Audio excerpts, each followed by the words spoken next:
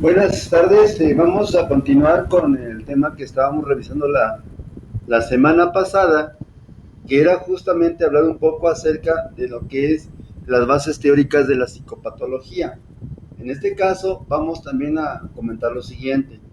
Primero que nada, una de las ramas que ha aplicado, una rama de la psicología que ha aportado más bien mucho conocimiento a justamente la psicología misma, el estudio de la conducta normal y anormal, es la etología.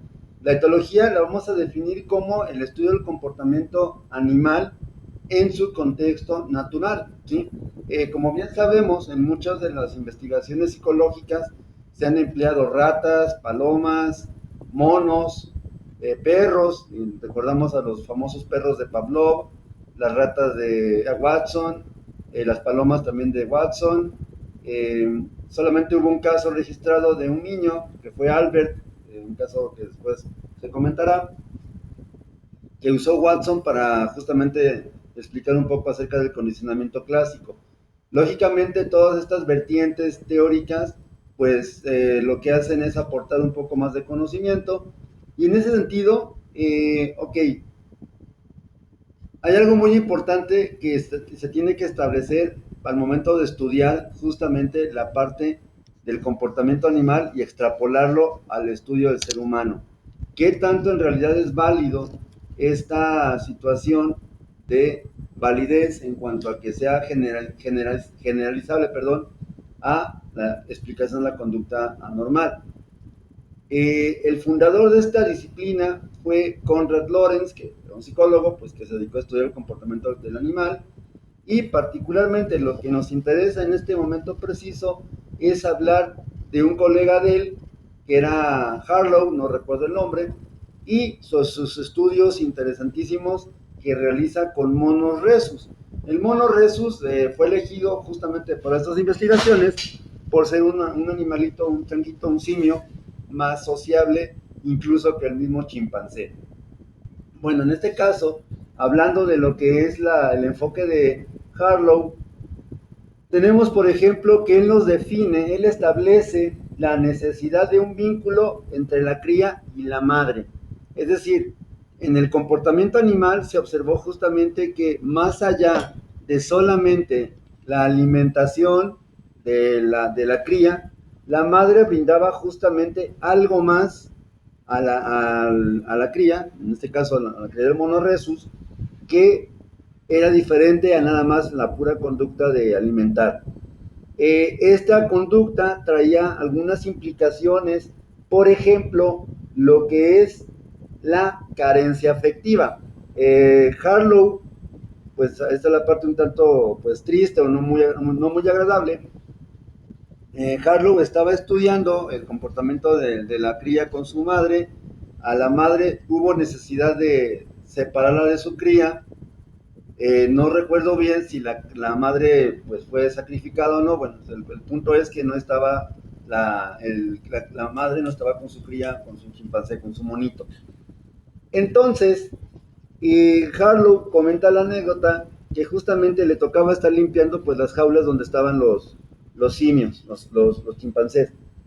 Em, Observó que justamente en el lugar donde estaba la madre tenía como un trapito ahí para hacer como su camita. El monito, la cría, no se separaba de esa camita, de ese trapito. Harlow tenía necesidad de, pues obviamente, retirar el trapito para poder limpiar la jaula, pues obviamente estaban las heces fecales, restos de comida, pues, y tenía que ponerle pues agua y comida a la cría. Se dio cuenta Harlow cuando intenta jalar la charolita donde estaba el trapito con el changuito arriba, pues el changuito reacciona de manera violenta, o sea, reacciona asustado, como si se aferrara, de hecho se agarraba estrechamente a lo que es el trapito.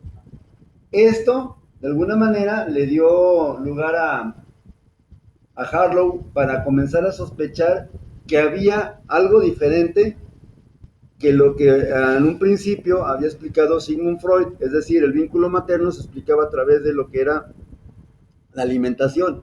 Y Harlow empieza a sospechar que había una implicación directa entre confort y alimentación.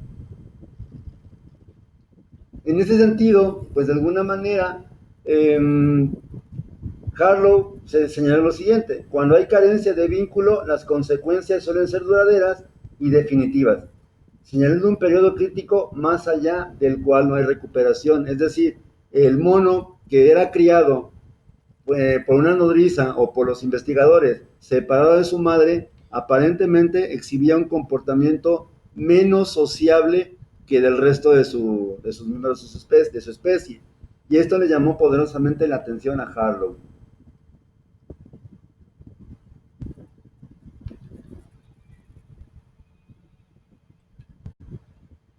Justamente para intentar demostrar esto, Harlow diseñó un dispositivo que es el que tenemos aquí en la pantalla, en nuestra imagen del lado izquierdo, y dice la información: hay un nexo necesario entre la madre y las crías, hay una fuerte relación entre las carencias afectivas por parte de la madre y el desarrollo posterior de la conducta sociable del animalito. El confort del contacto como vínculo va a ser superior incluso a la alimentación. Y justamente con esto es como empezar a darle pues una importancia significativa a la relación madre-hijo, más allá de solamente la pura alimentación, la pura lactancia. Y como se comentaba anteriormente, Harlow determinó que las consecuencias de esa separación o de esa carencia afectiva o de vinculación efectiva, pues tendía a ser duradera y lamentablemente completamente definitiva. Un poco acerca de esta investigación nos lo da lo siguiente. En esta imagen tenemos justamente, por ejemplo, déjenme hacer un zoom por aquí. No, creo que no hay un zoom. Bueno, en esta imagen vemos, por ejemplo, que está la cría Rhesus, que es el monito que fue separado de su madre, y Harlow diseñó dos madres artificiales, una hecha de alambre, literalmente, con un dispositivo para que al momento de que el animalito sintiera hambre, lo accionaba y pues salía comida. Y por otro lado estaba un monito de tela de felpa, de toalla, pues, o de peluche, forrada, con un rostro más amigable, pero sin ¿cómo decirlo? Sin la presencia de un mecanismo para soltar el alimento.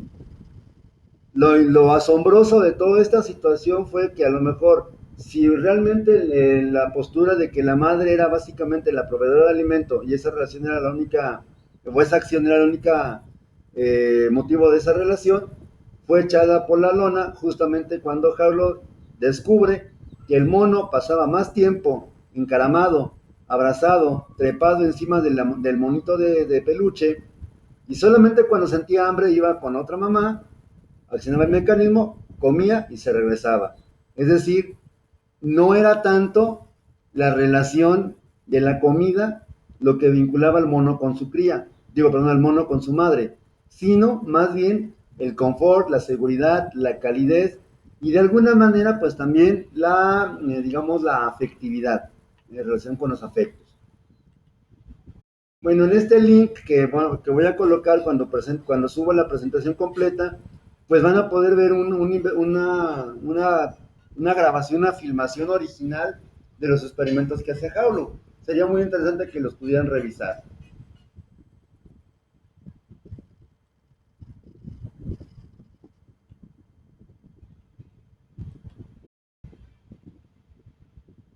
Justamente el investigador psicoanalista, por cierto, que le toca darle como el golpe de gracia a las teorías de Freud, fue Bowlby, que justamente él refuta la anaclisis de la pulsión libidinal mediante la satisfacción oral.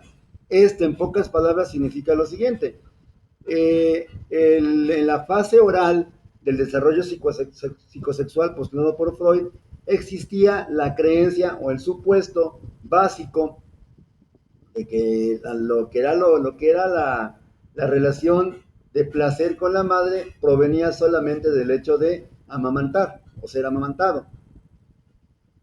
En este caso, Bowlby dice que no, que más bien hay una creación de un vínculo bebé-madre como resultado de esos sistemas conductuales, por ejemplo, que es la succión, el agarre, el seguimiento que hace el niño, el bebé, del rostro de su madre, el llanto y la sonrisa. Es decir, eran conductas asociadas a la lactancia que finalmente acababan por, ¿cómo se dice? Como por afianzar el vínculo afectivo con la madre, no únicamente la alimentación como lo propuso originalmente Freud. Voy a pausar un poco el video.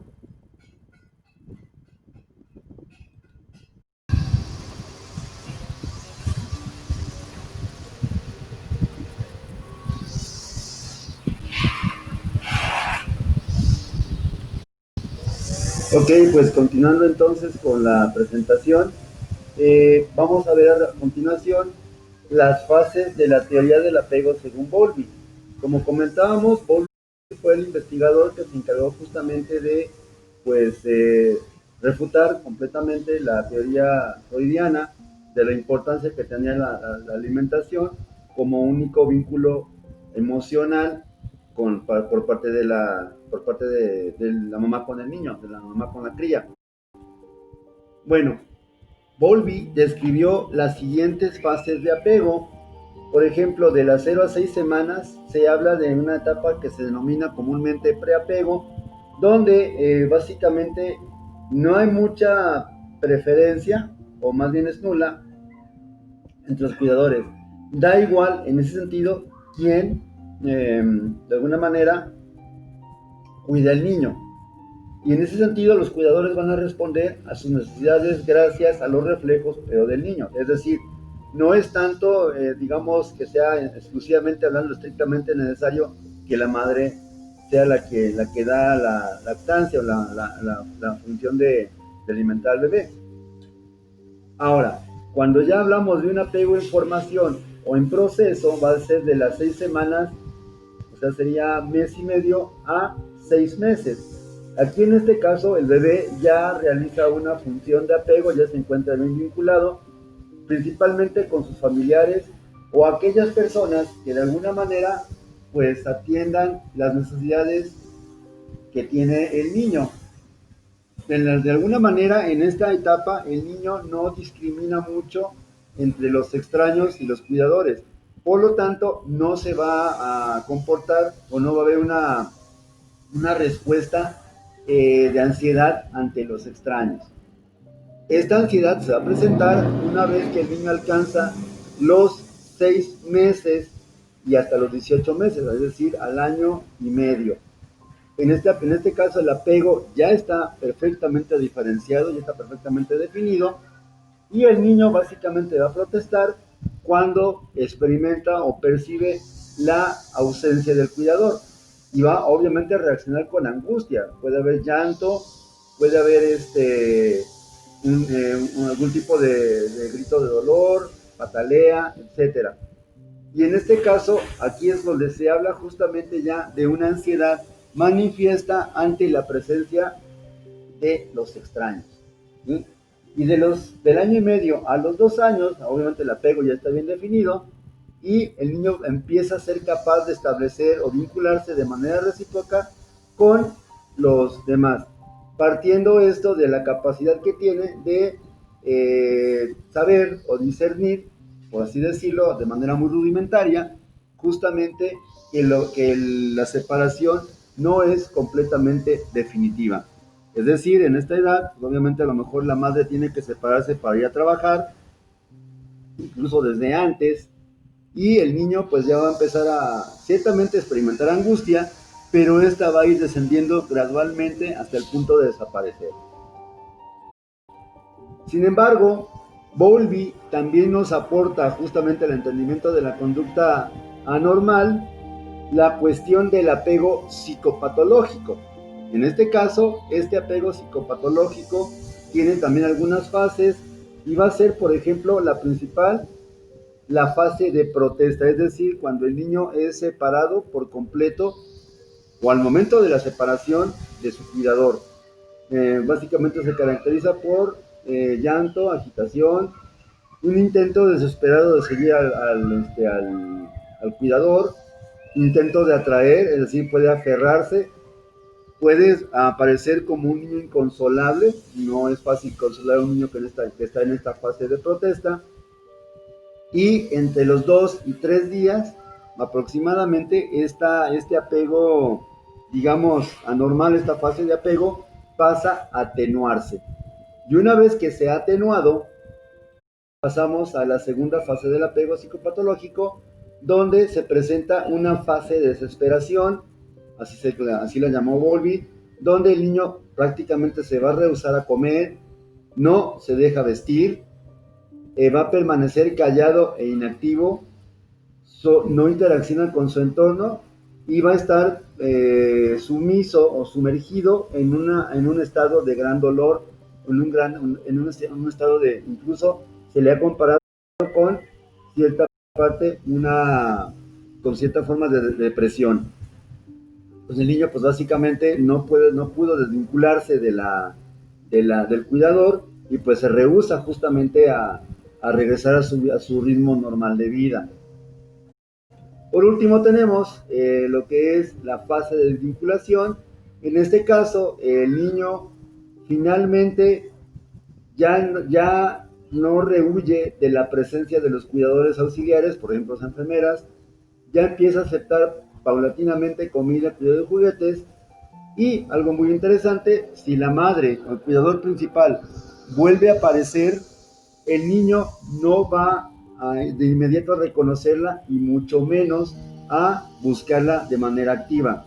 Puede haber llanto, puede haber gritos también, pero son en menor medida diferentes a lo que era la fase de protesta. Estas son finalmente las aportaciones que nos hace Bowlby justamente a lo que es el entendimiento de cómo un niño se vincula con su madre de una manera normal y de una manera psicopatológica. Esto es importante entenderlo por una razón muy importante. Básicamente, el apego psicopatológico va a estar presente en ciertas conductas donde, por ejemplo, el niño presenta problemas de conducta, problemas con la socialización, problemas también incluso con el aprendizaje. Recordemos que un niño demasiado vinculado a sus padres, a su madre principalmente, cuando es llevado, por ejemplo, a la guardería o al preescolar al primer año, suelen experimentar una sensación de llanto intenso, justamente pasando por estas fases de Bowlby, la protesta, la desespero o depresión y la fase de desvinculación.